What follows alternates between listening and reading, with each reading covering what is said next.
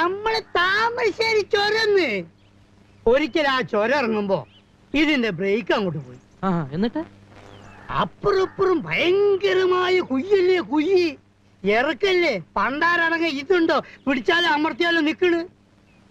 കട്ടിക്കും മണി വ്യത്യാസത്തിന് steering ഒന്ന് അങ്ങോട്ടോ ഒന്ന് ഇങ്ങോട്ടോ മാറിയാ മതി, ഞമ്മള് ഇഞ്ചിന് തവിട് കൂടി വിട്ടില്ല.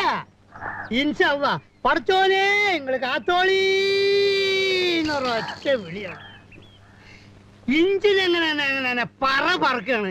ഏത് നമ്മളെ എയറോപ്ലെയിൻ വിട്ട ജലിക്ക. Thamarassery to Kozhikode 50 kilometre. ഇത് 5 മിനിറ്റ് കൊണ്ട്